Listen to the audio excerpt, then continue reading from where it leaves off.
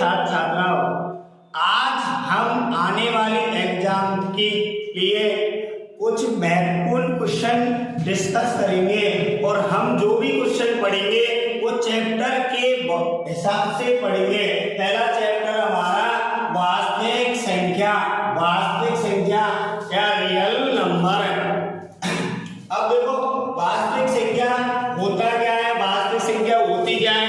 वास्तविक संख्या परिमेय संख्या और अपरिमेय संख्या दोनों का समूह वास्तविक संख्या कहलाता है। यदि बात करें हम परिमेय संख्या की, तो ऐसी संख्या जो p/q के रूप में लिखी जाती है या q, और यहाँ q का मान 0 नहीं होना चाहिए, q does not equal to 0। और बात करें यदि अपरिमेय संख्या की, तो ऐसी संख्या जो p/q के रूप में नहीं लिखी जाती है। आपका सबसे पहला क्वेश्चन यही बनता है कि निम्न में से परिमेय संख्या क्या है या निम्न में से अपरिमेय संख्या क्या है। तो देखो बच्चों सभी, पहला क्वेश्चन है हमारा निम्न परिमेय संख्या ज्ञात कीजिए। पहला क्वेश्चन है निम्न परिमेय संख्या ज्ञात कीजिए। अब देखो यदि बात करें हम, हमसे पूछा गया है परिमेय संख्या। यदि परिमेय संख्या के बारे में पूछा है तो एक चीज विशेष रखनी चाहिए कि परिमेय संख्या या तो हमारी परिमेय संख्या होगी जो p/q के रूप में होगी, और यहाँ q का मान 0 नहीं होना चाहिए। और दूसरी बात करें तो एक चीज ध्यान रखनी है कि जितनी भी पूर्ण वर्ग संख्या है वे सभी परिमेय संख्या में आती है। जैसा कि √25, √36, ये जैसी भी संख्या है, क्योंकि ये पूर्ण वर्ग संख्या है और पूर्ण वर्ग संख्या √25 का 5 हो जाएगा और √36 का 6 हो जाएगा। ये हमारे, और एक क्वेश्चन ये भी बनता है निम्न में से में जो क्वेश्चन आते हैं ऑप्शनल वाले सवाल जो आते हैं वो सवाल कैसे आते हैं। निम्न में से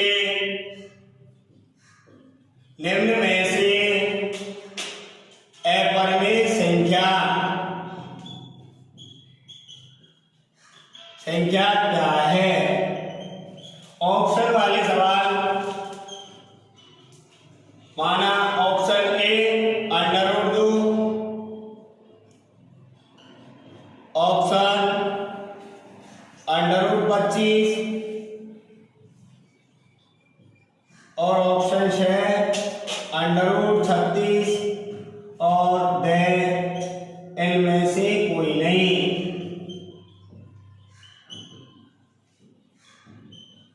बात करें, मैंने आपसे कही, ये भी बात कही इससे पहले कि जो भी पूर्ण वर्ग संख्या हमारी आ रही है, पूर्ण वर्ग संख्या, ये भी पूर्ण वर्ग संख्या, ये कोई ही नहीं है और ये क्या है, अपूर्ण वर्गीय संख्या। तो हमारा ऑप्शन में √2 क्या हो जाएगा, अपरिमेय संख्या। अगला क्वेश्चन की यदि बात करें हम तो अभाज्य गुणनखंड विधि द्वारा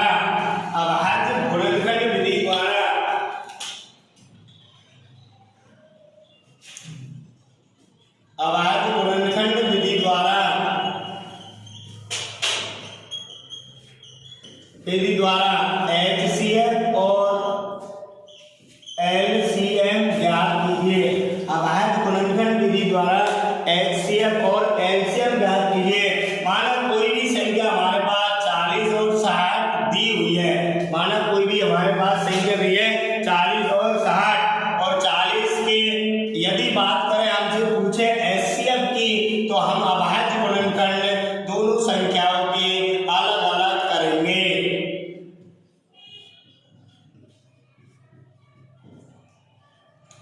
ठीक, यदि बात करें और यदि LCM की यदि बात करें, 2 का दिया 30, 2 का 15, 3 का दिया 5 बार और 5 का दिया 1।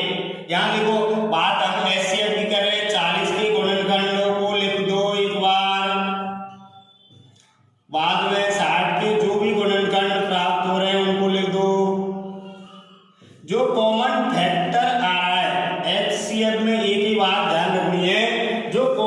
फैक्टर आ रहा है, कॉमन जो फैक्टर आ रहा है, कॉमन फैक्टर 2 गुना 5, 5 गुना 2 करा तो 10 और 10 गुना 2 करा तो 20।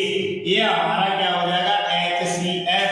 यदि बात करें एलसीएम की, लोएस्ट कॉमन फैक्टर एलसीएम में दोनों संख्या, यदि 2 नहीं है तो 2, यदि 3 नहीं है तो 3, तीनों संख्याओं का एक साथ अभाज्य गुणनखंड करेंगे। 2 का दिया 20, 30, 2 का दिया 10, 15, 2 का दिया 5, 15, 3 को दिया 5, 5 और 5 का दिया 1। हम बात कर रहे हैं एलसीएम की, तो 2 गुना 3 गुना 5, 2 गुना 5, तो 5 दिया 15, 15 गुना 30, 30 गुना के 60, 60 गुना के 120। तो हमारा जो एलसीएम होगा वो 120 होगा। यानी एक चीज हमसे एक चीज और पूछ ली जाती है। हाँ देखो बच्चों, अभी हमने एचसीएफ और एलसीएम ज्ञात किया। अब देखो संख्या हमारे पास थी 40 और 60। यहाँ हमसे यदि पूछ ली जाए, यदि हमसे जांच पूछ ली जाए तो कैसे क्या करें? तो जांच को ध्यान रखना, दो संख्याओं का गुणनफल बराबर है एचसीएफ गुणा एलसीएम। तो यहाँ दो संख्या कौन सी है हमारी? 40 और 60। एचसीएफ कितने का हमारे पास 20 गुणा एलसीएम 120 गुणा कर देंगे 6 चौका 24 और क्या जीरो चिपक रही है 2, तो 2400। यहाँ 12 गुणा के 24 के जीरो चिपक रही है। तो जांच में एक ही चीज ध्यान रखनी है हमको, एक ही चीज ये ध्यान रखनी है हमको कि जांच में दो संख्याओं का गुणनफल बराबर होना चाहिए एचसीएफ गुणा एलसीएम के। एक चीज और बच्चों, हमारे पास यहाँ अभाज्य गुणनखंड विधि द्वारा कोई संख्या यदि माना हमारे पास 56, कोई संख्या यदि हमारे पास 56 के हम गुणनखंड करेंगे। 2 का दिया 2 और 8, 2 का दिया 14, 2 का दिया 7 और 7।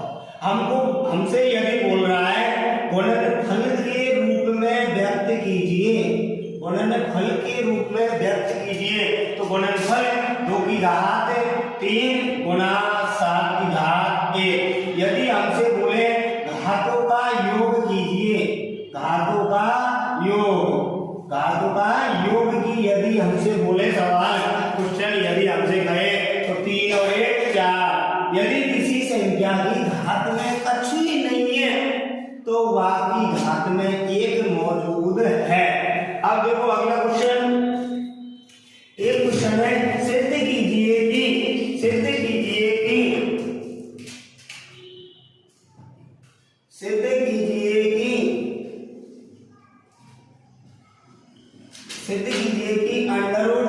एक अपरिमेय संख्या है।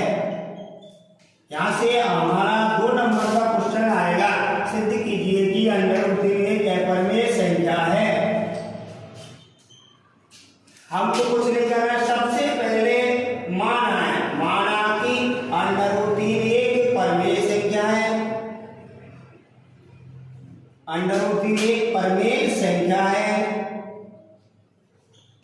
जहां ए और बी सहअभाज्य पूर्णांक हैं। √3 बराबर क्या है? हम a बटे b और b does not equal to 0। √3 बराबर a बटे b और b does not equal to 0। इसका हम वज्र गुणा करेंगे तो a बराबर b √3। दोनों पक्षों का वर्ग करने पर a स्क्वायर बराबर b स्क्वायर और √3 का 3। यहाँ ध्यान रखेंगे a स्क्वायर 3 से विभाजित है तो b स्क्वायर 3 से विभाजित होगा। होगा। यहाँ अगला स्टेप में माना यहाँ ए यहाँ बोला के अंदर 3 तो 3 सी, यदि यहाँ 5 होगा तो 5 सी, यदि 4 होगा तो 4 सी। एक ही जगह 3 सी जमाएंगे। 3 सी का होल स्क्वायर बराबर 3 बी स्क्वायर, 3 का वर्ग 9 सी स्क्वायर बराबर 3 बी स्क्वायर, 3 से 9 बढ़ गया 3 सी स्क्वायर बराबर बी स्क्वायर। यहाँ एक चीज ध्यान रखिए, जो यहाँ हमने लाइन लिखी वो लाइन जो बात है यहाँ लिखिए बी स्क्वायर 3 से विभाजित है तो सी स्क्वायर 3 से विभाजित होगा, लेकिन यह विरोधाभास है।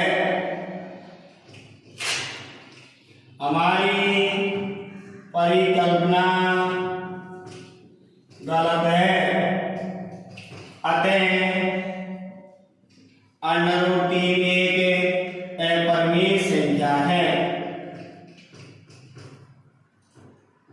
देखो बच्चों, यदि √3 के बजाय यदि कोई और संख्या आ जाए, माना हमारे पास √7 आ गई, तो जहां जहां 3 लिखा हुआ है वहां केवल और केवल हमको 7 लिखना है, केवल और केवल हमको 7 लिखना है। यहाँ जरूर ध्यान रखना है, यहाँ वर्ग करना है, हमको क्या करना है वर्ग, और 7 का वर्ग 49, और यहाँ 3 की जगह 7 और 7 से 49 कट जाएगा 7 बार, और यहाँ बी स्क्वायर 7 से विभाजित है तो सी स्क्वायर 7 से विभाजित होगा, और अतः √7 एक अपरिमेय संख्या है। देखो बच्चों, अगला चैप्टर है हमारा बहुपद। सबसे पहले बहुपद में देखेंगे हम व्यापक पद, बहुपद का व्यापक पद। व्यापक पद क्या होता है, ax² + bx + c। यहाँ जो बहुपद का व्यापक पद है ax² + bx + c, यहाँ हम ध्यान रखेंगे x² को गुणन a, x को गुणन b, अचर पद c।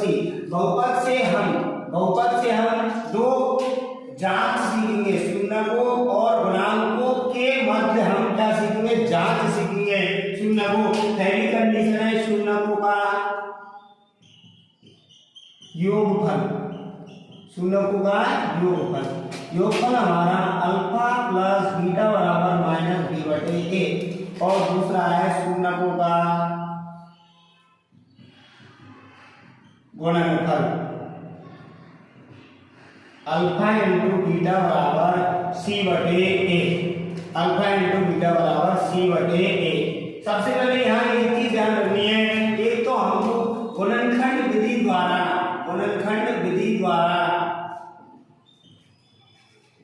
शून्य पूछेगा, और एक द्विघात बहुपद ज्ञात करवाएगा। ठीक है, अब देखो शून्य की यदि पूछ रहा है और यदि हमसे बोला है शून्यों का योगफल, शून्यों का गुणनफल भी ज्ञात कीजिए, तो जब हम और देखेंगे। हाँ देखो, जो शून्य ज्ञात करना है गुणनखंड विधि द्वारा। कोई भी हमारे पास द्विघात बहुपद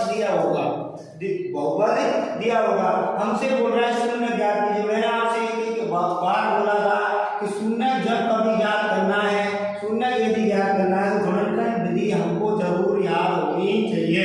अब तो गुणनखंड विधि हम देखेंगे, यहाँ एक चीज देखेंगे, x² गुणांक को अचर पद से गुणा करेंगे, और जब x² गुणांक अचर पद से गुणा करेंगे तो वो गुणा करने पर हो जाएगा, और शून्य फिर उसके बाद जो गुणनफल प्राप्त हो उसके हम गुणनखंड करेंगे, और गुणनखंड करेंगे तो 4 × 3 करेंगे, और 4 × 3 करेंगे तो 12, और 4 में से 3 घटाएंगे तो 1 प्राप्त होगा। तो 2x² + के 4x - के 3x - 6, ये हमारे क्या हुए, गुणनखंड प्राप्त हुए। और गुणनखंड में एक चीज देखेंगे, 2x यहाँ हमारे पास कॉमन आ रहा है, यहाँ x + के 2 बचेगा, यहाँ -3 आ रहा है तो x + 2 बचेगा।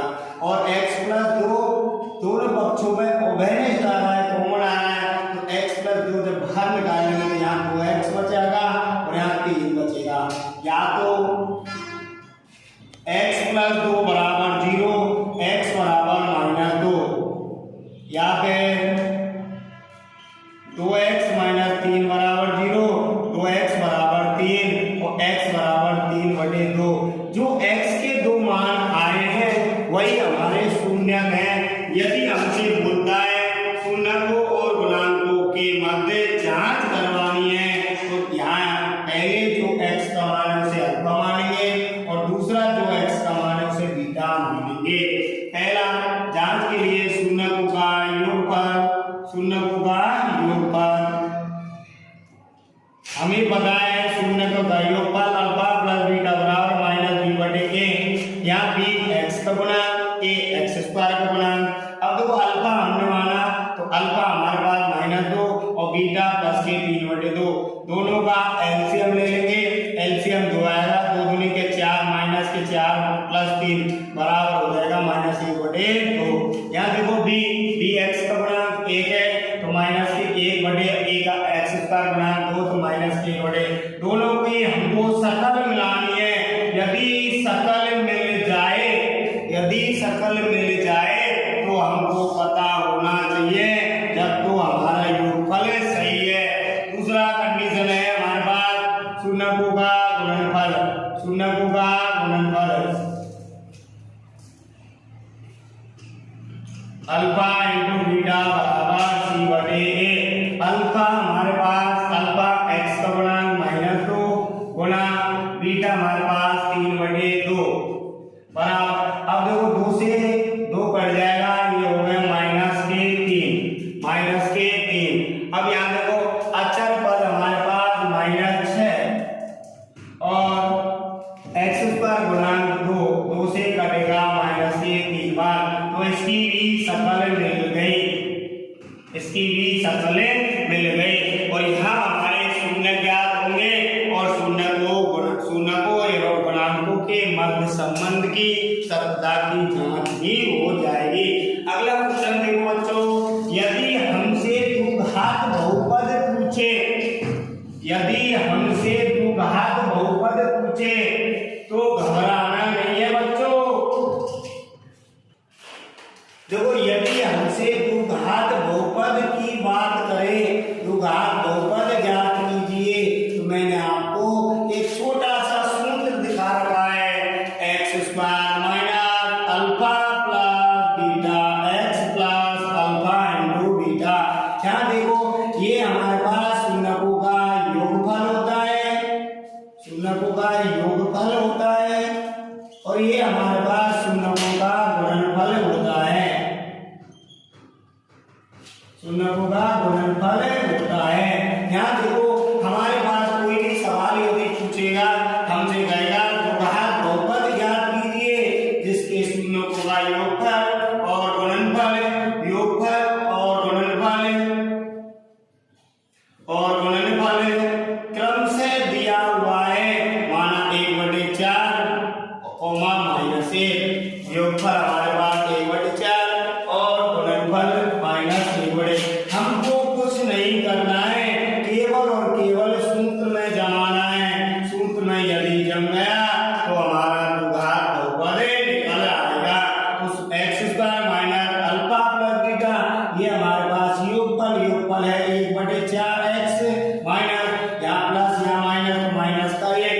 यदि मैंने आपसे ये बात बोली, यदि हर में कोई संख्या चमक जाए उसी संख्या का पूरे समीकरण में गुणा कर दो, 4x square minus x minus के 4 और ये हमारा द्विघात बहुपद आ जाएगा।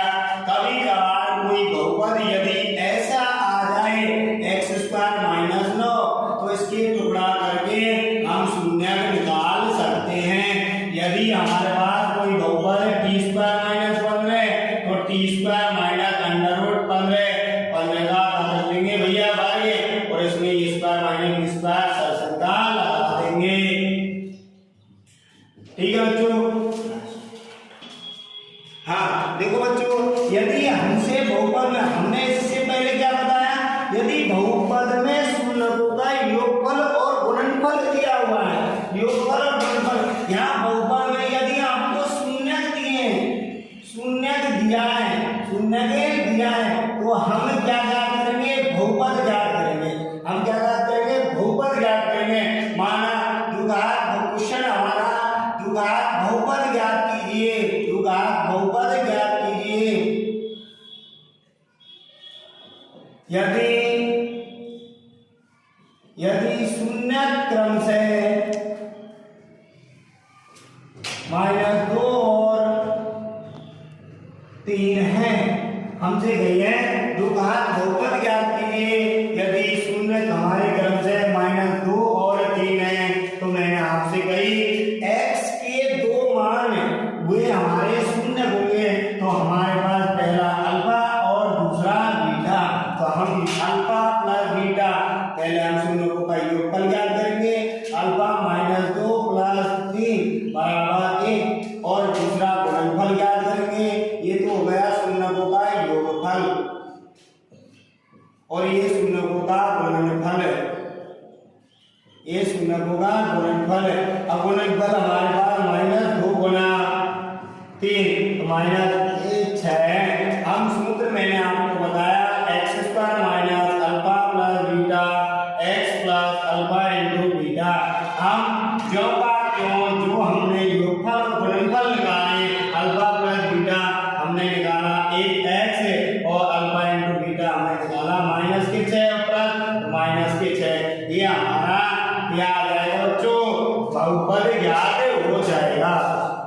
देखो बच्चों ये क्वेश्चन इस प्रकार है कि यदि बहुपद fx बराबर x² - 5x + k के शून्य अल्फा तथा बीटा इस प्रकार है कि अल्फा माइनस बीटा बराबर 1 है, तो k का मान ज्ञात कीजिए। हमको कुछ नहीं करना है, हमको सबसे पहले x² - 5x + k बहुपद लिखना है। सबसे पहले क्या करना है, हमें बहुपद लिखना है। उसके बाद में हमको योगफल और गुणनफल निकालना है। योगफल और गुणनफल, योगफल और गुणनफल -b/a और गुणनफल c/a। अब यहाँ b का है -+ के 5 और a कोई बात नहीं, c की जगह k हो गया। अब देखो हमको दिया हुआ है क्या है, दिया हुआ लिखो, उसको लिखो। दिया है अल्फा माइनस बीटा बराबर 1, दोनों पक्षों का वर्ग कर दो, दोनों पक्षों का वर्ग करने पर अल्फा माइनस बीटा का होल स्क्वायर बराबर 1 का वर्ग करेंगे तो ये या सेकंड का बोलेंगे alpha square minus 2 alpha beta plus beta square बराबर 1। अल्फा प्लस बीटा स्क्वायर की सेक्शन का अल्फा माइनस बीटा का whole square, alpha plus beta का whole square minus 2 alpha beta minus 2 alpha beta बराबर 1। ये अल्फा प्लस बीटा का whole square बराबर ये हो गया -4 अल्फा बीटा बराबर 1। ये देखो अल्फा प्लस बीटा हमने क्या निकाला 5, तो 5 का स्क्वायर बराबर -4 गुना अल्फा इंटू बीटा गुणनफल हमारे पास के बराबर 1 और 5 का वर्ग 25 -4 के बराबर 1 और -4 के बराबर 1 -25 और -4 के बराबर -24 माइनस से -4 4 × 24 तो के को मान हमारे पास क्या आ जाएगा 6। यदि हमको कोई एक लास्ट सवाल है आपका बहुपद का, यदि कोई सवाल यदि दे दिया 3x² - के 4, यदि कोई बहुपद है हमसे पूछा है शून्यों का योगफल ज्ञात करना है या शून्यों का गुणनफल योगफल या गुणनफल ज्ञात करना है, एक चीज गुणनफल पूछे तो c/a डायरेक्ट हम निकाल सकते हैं। यदि 1 नंबर का यदि कोई भी सवाल पूछा है तो कोई ज्यादा कैलकुलेशन करने की जरूरत नहीं है, तो ये हो जाएगा -4/3। यदि योगफल की बात करें, योगफल -b/a तो भी हो जाएगा 1/3। ये हमारे क्वेश्चन है भैया। अगली वीडियो, यदि आपको ये वीडियो अच्छी लगी तो लाइक करें, कमेंट करें, शेयर करें और अगली वीडियो के लिए प्रेरित करें। और बच्चों अगली वीडियो में हम आगे के क्वेश्चन के बारे में डिस्कस करेंगे।